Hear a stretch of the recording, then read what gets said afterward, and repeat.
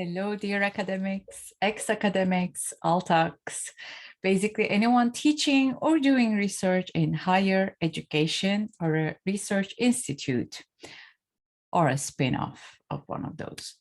So I am Özgün Ünver from Mind Your Own Revisions, and I am a burnout and well-being coach for academics. And today is day 17 of 30 days, 30 tips for you to prevent and overcome burnout in academia. Today's tip is about the so-called G.I. Joe fallacy. Well, I came across this concept coined by Santos and Gendler in a Coursera class taught by Professor Laurie Santos. And the name of the class is The Science of Wellbeing. If you want, you can take it. It's a very good class, by the way. And in the way they formulate the G.I. Joe fallacy, Santos and Gendler define it as the mistaken idea that knowing is half the battle.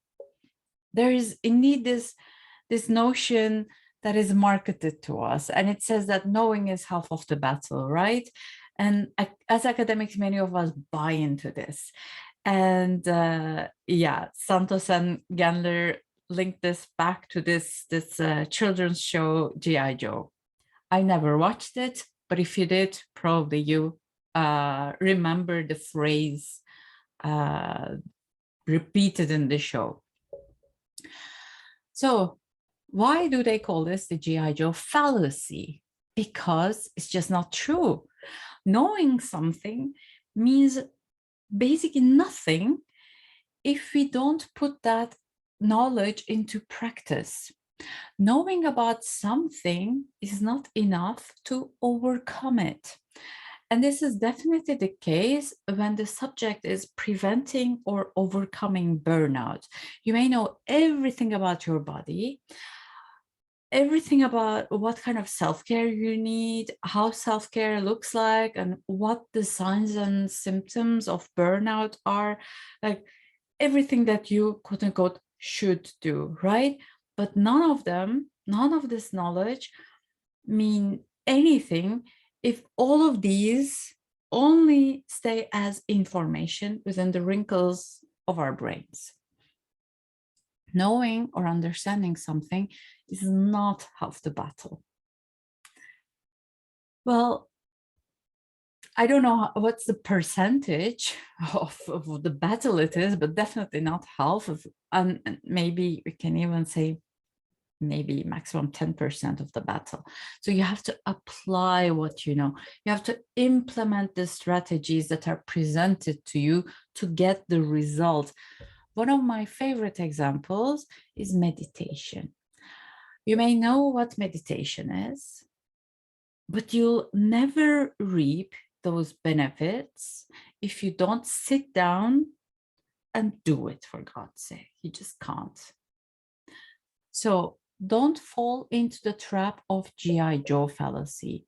Don't say that you know something. Well, the fact that you know doesn't mean much unless you're implementing that.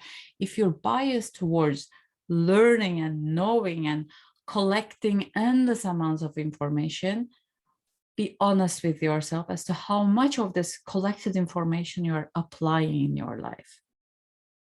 And if you are such a person, I completely get it, because I am such a person as well. But I must say that from my personal experience, my life changed once I started doing the hard work, and collecting information is not the hard work. There you go. That was your tip for today. If you are serious about preventing or overcoming burnout as an academic, I'd love to invite you to my 4-week online course, Bounce Back from Burnout, that will start on Sunday, 30th of January. And it will run once again for free so that I can help you prevent and overcome burnout as an academic. To know more about the program and to apply to take part in it, go to www.mindyourownrevisions.com/ BBFB. So see you tomorrow for another tip. And until then, take care. Bye.